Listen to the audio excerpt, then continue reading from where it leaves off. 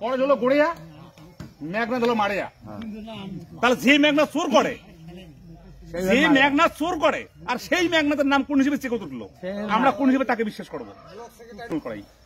আর ওই শালার গাদার ঘর, যেহেতু কার নিউলো করে দেই, তোমরা তো গাইড করে দেয়।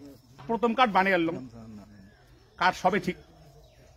এই যে লোকটা, এই যে লোকটা, এর কাছে কাছে তোর কাঠের গন্ডগোল। আর এক কাঠ করতে লাগে আমাকে 200 টাকা। দুই স্বামী স্ত্রী কাঠ করে দিছি, 2 দিন বাদে কাঠের গন্ডগোল, 500 টাকা দাও, আমি কাঠটা ঠিক করে এনে দেন। ওই কাঠ আমি হরেন দাগ দেখালাম, এই হরেন 75 দেখালাম, দাদা দেখ তো কাঠটা কি হয়েছে, বলে কাঠ ঠিকই আছে। তাহলে তুই 500 টাকা কোন হিসেবে চালু লোকটাতে? ইলে কি জিনিস? সাথে সাথে কইছেন তো দাঁত চালা ভাঙি ফেলে দেন, মই এখানে মুখের হাত কইছেন। যে জগ উমার ব্লক কমিটির চন্ডী কৃষ্টিতে আছে, সেই জগে এইরকম কাজ করে। তাহলে এবারে আমার অঞ্চল সেক্রেটারি 2 দিন কইছি, দাদারে ওটা অমুক যা মিটিংটা করা খায়, ওটা লোকগুলো কওয়া হয়েছে, কায় লোকের দরকার নেই। লোকের দরকার এখন ভাব বুঝে গেল, লোকের দরকার এই কারণে নাই যে লোক যদি ভালো ভালো লোক আছে আমি চোর করে পাবো না। তাহলে তোর নামে ঘর নিল, তোর মাইয়ের নামে ঘর নিল, আর অঞ্চলে গরিব লোক নাই? আমার নাদিস কোনো দুঃখ নাই, আর অঞ্চলে গরিব লোক নাই? জগৎ তুই তোর নামে ঘর নিল, তোর মাইয়ের নামে ঘর নিল, আর অঞ্চলে গরিব লোক নাই? তোর বুদ্ধি গরিব লোক নাই? এইরকম জুয়ো চুরিটা কেন চলছে? কেন জুয়ো চুরি চলছে? কি কারণ? এই মুখটা আমরা যার ফলে তোমার নেতার কাছে জানাইলাম বা মুখটা খুললাম, এখন এই সুবিচার গুলা আমরা নেতার মুখে শুনি চাই। কেউ যে একটা বুড়ো লোক দেবঘর থেকে আসছে, এখনো কাটার জন্য বহুদিন থেকে ঝুলি নিয়েছে, কারণটা কি? তোমার তো উচিত টাকা নিয়েছেন।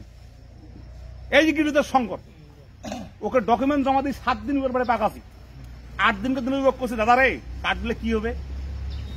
এই ঠ্যাঙ্গে জুতো তোর টাকার নামে মোট টাকা, কিন্তু তুমি আগে বারবার আসিবেন না, তুই হয় দে, আর যদি না দিস সেই কথা ক, তাহলে মোট ডকুমেন্ট গুলো আমাকে ঘুরি দে, মোট টাকা পয়সা আমাকে ঘুরি দে, মন যার যার টাকা তার পৌঁছে দিন।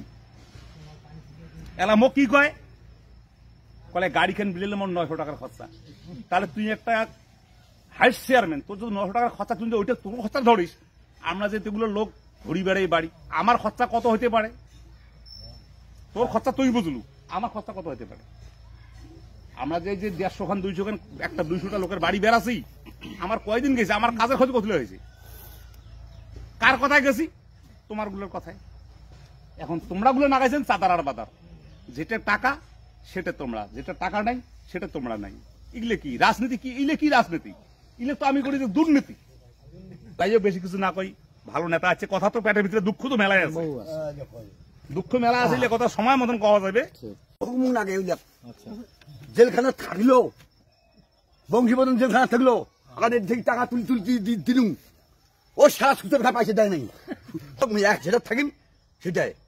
তোমরা যদি এমন করে শেষে পকেট ডুবে মানুষ ডুবে মনে ইয়ে নেই। ওই শালার অনিল বাদের টাকা দিলাম পড়ে গেল, আমার সভাপতি আছে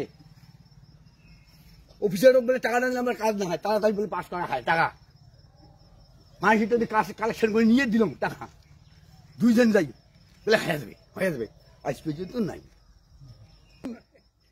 4,000 টাকা দিলাম গরু বেঁচে যা, এই যে লোকলার কাঠ, আজ এই চালাটার কাঠ মোর ভাগিনে হয়, তুই কাঠ কেন দিনে হয়ে গেল, 500 টাকা করে চাই, এখনো 6 খান কাঠ আছে আমার, জানেন পাইনি নেই। ওই লোকটা ফেরি, ওই যখন উমার হিমন না হয়, এই চালাটা এই লোকটা নিয়ে আমার সিগারেট অঞ্চলে 5টা বুথ ঠিক করলে, আর সুসের ঘর খাওয়ার ঘর ওই লোক হবে, এটা ফেরি, ওটা বল যায়নি না, এটা বল যায়নি না। লুবি একটা 10 টাকা যদি 100 টাকা যদি থাকে পড়ো, তাহলে ডুবেলে আর বিজয় না মুইলে মেলা দেখুন। এই যে 5 বছর থেকে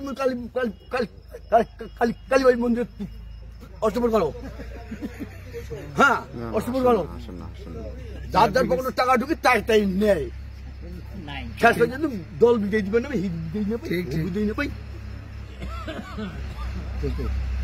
এই জন্য আমি যেটা ইয়াও খাও সেটা আমি থাকুন না, উচিত কথা, হ্যাঁ কথা উচিত কথা বলতে গিয়ে আমি যাবো মানে আমি বেজার হয়ে গেছি, হরেন বয়া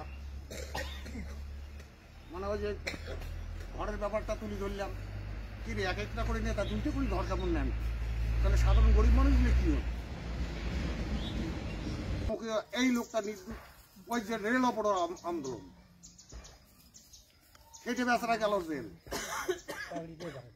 চাকরিটাই এর ধ্বংস, ইতি বংশীবদন করে দিল পরিষ্কার। আর এটা আরো কি হইল না, আমরা তখন দুঃখ প্রকাশ করলাম, আরে এটা কি হলো, রেল লোক আন্দোলনে মানুষের গেল জাহান, কাউ গেল জেলে, কাউ খালো ডাং, আর পরিষ্কার করে দিই কোন দোষ হতে, এটা একদিন উড়ে বাড়ি অপর করে তুলতে পারে। আরে এতগুলো দোষ করিয়ে যদি মানুষগুলো পরিষ্কার না হয় লোকগুলা, ওটা না ভবেশ বর্মন কি এখন আর দোষ করছে, তাতে পরিষ্কার ঘোষণা করলেন রেল লোক আন্দোলন, সেটা তো কাম করলেন না, বলে এই কারণ ভবেশ বর্মন পরিষ্কার করা হলো।